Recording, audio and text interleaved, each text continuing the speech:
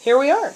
So my name is Jordy Izzard, and I'm a SAIS Alumni Relations Officer, and I'm so glad to be here today with David Fishman, who was at Homewood in the middle to late 60s for 3 years and did the BA-MA program, and was at SAIS through 1969 for 1 year before he went to MIT, and he'll explain a little bit more about that. But I just wanted to say thank you so much for being here today. Well, and happy to be here and participate. Yeah, thanks. And why don't we just go ahead and start with what kind of originally brought you to SAIS? Well, I was very interested in the international relations program of Johns Hopkins, and in fact, that was my main reason for coming to Hopkins. That it had the ABMA program, Homewood, and then Washington D.C. So I started in Homewood in '65, and I got from my perspective, a very good education in international relations and politics, and so on and so forth. And you have a very interesting story. I'm a little bit curious just to know what initially got you interested in the field of international relations. Well, in those days, there was a Soviet Union, and I was interested in it as an area of specialization. As I recall, I had 3 years of undergraduate Russian at Homewood, and then I came down to SAIS. That's great. And did you live anywhere outside the U.S. when you were growing up? No, I didn't. Okay. My folks were not well off. I'm basically from the New York metro area. We lived in Yonkers. I did go to a private school as a scholarship student, Fieldston, but I did not grow up the way kids do these days and get to travel all over the world and backpack or stay in fine hotels depending on what their parents have. Right, right. Well, and so talk to us a little bit about what your some of your first memories of SAIS, and maybe some more vivid ones. You know, it's hard to say. I was not the most self-aware person in the world in those days. I was young, and I was a late bloomer emotionally. I wasn't married or anything like that, and so I basically was kind of nose to the grindstone sort of guy. And so, you know, it was an interesting place. The education was good. It was the time of the Vietnam War, which of course kind of cast a shadow over everything. But I remember there was about 19 of us coming in. I only remember one woman, 18 guys. And I really have been curious about our generation because I haven't seen too many names or even I've met one or two of them over the years. Most people seem to have disappeared. One guy was very tragic. He was in the same class I was, and he had the wretched fortune to be on a Navy ship off the coast of Vietnam and was killed by a shell offshore, so his name's on the wall. What other memories do you have? Do you recall professors or courses? I recall quite fondly Professor Liska. That's funny. I just interviewed with him about 2 days ago. Yeah. Yeah. Other than that, I don't remember quite that much. The things that stick out in my mind, number one, as I mentioned when we were talking introduction, I left with a BA after 1 year. I left to get to go into a doctoral program in political science up at MIT, which had a joint program with Harvard and was a 3-year program. In those days, I was blind as a bat. I had thick lenses, since had very good surgery that see better than ever in my life. So it wasn't a Vietnam type issue. I volunteered for OCS to get it settled one way or the other, and they put my glasses in a machine and it wouldn't close on them. So that was the end of that. If they'd had, I would have gone into a Russia-focused program because I had the language and that was my interest. When I came to SAIS, the one thing that sort of sticks out is that you had to do the language requirement in those days. I'd had 3 years of college Russian, but in those days, to pass, you needed to be either in French or German or Spanish. Fortunately, I'd had very good high school French, so didn't have any problem with the exam. But it was, you know, it was a mild disappointment, and may have to some small degree colored my, you know, impression at the time. Right, Who knows what you do when you're that age? No, why absolutely. you make career choices, do what you do. Right, no, absolutely. And on that note, I want to also recognize that Professor Fishman is a visiting scholar here. Well, I'm not a professor. I'm just Mr. Okay. Yeah. So Mr. Fishman, I'm a lawyer by trade. You're a I'm a lawyer by trade and you're now. a We're visiting always scholar Mr. here at SAIS as well. But I wanted to sort of take off what you were just saying about evolving decisions and talk a little bit about how your SAIS experience and then maybe even your experience at MIT, obviously, as well, influenced your career path. Well, so that I do, in terms of what I remember about science, what I remembered mostly was Bologna, because the junior summer we were sent to Bologna for 5 weeks or 6 weeks of political science training, and then it was going to be 3 or 4 weeks of language training in country, which in my case was Dijon, France. Dijon, France, in August has no French speakers around. So at the end of the second day, we called the dean, said, "Dean, you know, here we are." He said, "Fine." So I went to, I was in Prague in the summer of '68. And who was the dean then in that year? I honestly don't remember. No, that's okay. Yeah, I don't remember. But, so went to Prague, was even thinking, just out of curiosity, see if I could get a visa from Bratislava into Ukraine. They weren't giving out visas that week, and I found out a couple weeks later that it was because the tanks were on the other side that got into Prague about a week after I left. So, you know, that sort of stimulates the interest in international relations and Soviet studies, which we'll get to later, I keep to this day. That's great. And talk to us a little bit more about your evolving career. Well, after going up to MIT, as it turned out, the person who recruited me went off to Chile for a sabbatical for 2 years. So I was interested in doing a historical approach to political science. MIT in those days was thoroughly quantitative, so I had 3 math courses and an elective. It was a joint program with Harvard, so I had good electives. I had a choice to study with Barrington Moore one semester, and Nathaniel Glaser and Patrick Moynihan another semester. But after another year and a bit at MIT trying to figure out what I wanted to do next, I ended up leaving, and about 3 years later out on the West Coast started law school and became a lawyer. So for about 20 years I ended up practicing in the field of labor law, both management and then plaintiff union work. But when Gorbachev came along, I got interested in possible changes in the Soviet Union and figured, let's see if we can get back into this aspect of the career.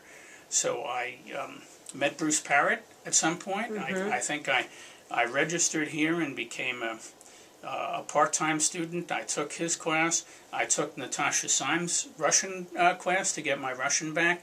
She was kind enough to make an exception and let me in under the condition that since I could not speak, I was not to speak, but I could listen and I could read her superb textbooks on political Russian, you know, to engage the mind and so on and so forth. So as a result, I got my capabilities in the Russian language back. How's your Russian today? Today it's probably, I'm forgetting the scale, but I read fluently, I listen reasonably fluently, I can write, though not on a Cyrillic keyboard, and I can speak sufficiently to do legal business. My bar talk isn't as good, but that's not that important. And how often in your current position do you use the language? Well, this is more to the story. Yeah. And after about in the spring, in this past spring, through Bruce and a number of others, I was invited to become a visiting scholar here at Johns Hopkins SAIS, where I currently am, along with Judge Stephen F. Williams, who is a senior judge of the U.S. Court of Appeals for the District of Columbia Circuit. We are working on a project of study and analysis of developments in the contemporary Russian legal system. SAIS put in an application to the U.S.-Russia Foundation last fall. It wasn't funded. We were told that they hadn't quite gotten themselves organized to figure out how they wanted to spend their money. We're coming back. We're in discussions with the Obama-Medvedev Bilateral Presidential Commission. We hope to have a project up and running in the very near future with Russian law firms as primary partners, and also an academic relationship between SAIS and comparable Russian institutions, you know, Moscow, St. Petersburg, wherever. And so in that capacity, I'm now reading Russian just about every day. I go over from time to time, working with people whom I've known now for about 20 years, because back in the very beginning of the 90s, 89, 90, the American Bar Association had a program for Soviet lawyer interns, the ABA Soros program. And these Soviet lawyer interns by 89, 90, 91 had become Russian, Estonian, Georgian, and Ukrainian lawyers, and they are marching their way up through their respective careers. And so from time to time I meet somebody and said, yeah, I'm an alum from that program. There are probably a couple of thousand of them. Yeah. And, some of them are good friends to this very day. One woman who now lives in Oregon came in from Oregon for my wedding, which was 96. That's great. That's great. And what else? Do you have anything else to add? What are your greatest, what do you feel like your greatest career accomplishments have been? I kind of hope they're ahead of me. Okay. That's fine. No, I was a pretty good lawyer in the government. I worked for the Postal Service. I worked for Metro here in town. Postal Service had a different scale than the government, but I left as a GS 15-ish, and so I'm a pretty fair country lawyer. But I'm hoping that because what we're trying to do in the context of the Russian legal system, notwithstanding what you see in the paper these days, there are healthy parts of it, and to work with them and encourage a productive evolution will be good for Russia and good for us. I should mention Bruce Parrott is the SAIS leader on this, and Judge Williams is now an active visiting scholar at SAIS. Correspondence, in fact, went out this morning. And you mentioned Bologna in this context a little bit. Well, Bologna, my most vivid memories of Bologna are because that was my first time overseas, really. We didn't end up there first, but we spent the longest there. I still remember and was trying to find for my wife the part of the old city where the SAIS building was and where the University of Bologna, the Italian school, is. We came into the northern quadrant. Because we were in Italy last summer. We spent a week with friends in Florence and a week traveling on our own other parts of Italy, and I made sure that Bologna was on the stop. We spent a couple of nights there, but so we came in the north.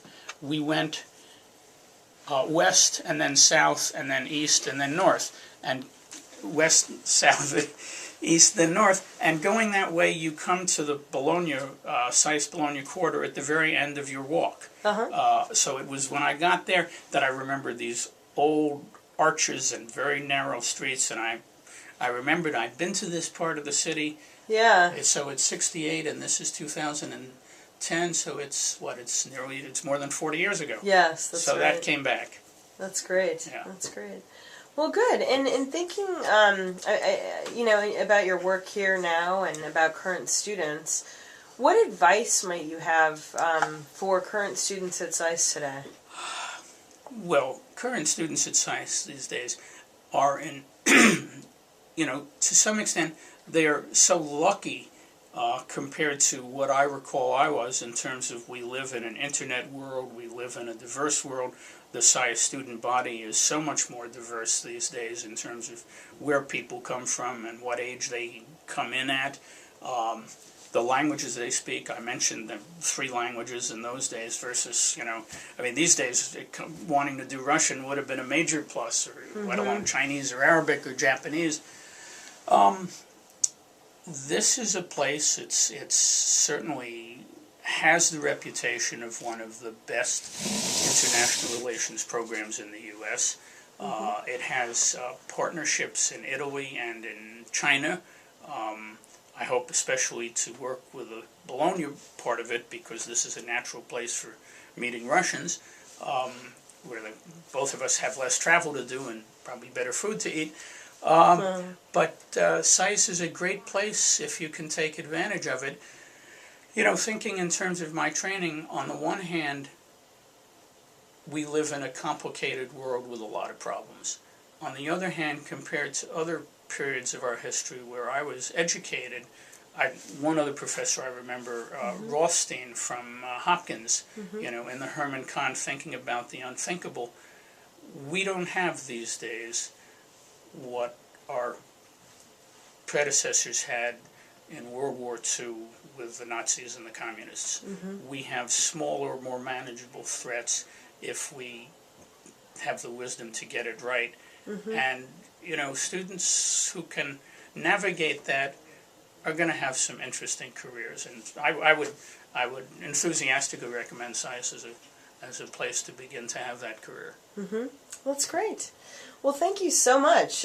We really appreciate your being here and all the work you're currently doing for SAIS. And, you know, we look forward to being in touch. Well, Thanks you very for much. your time today. Okay.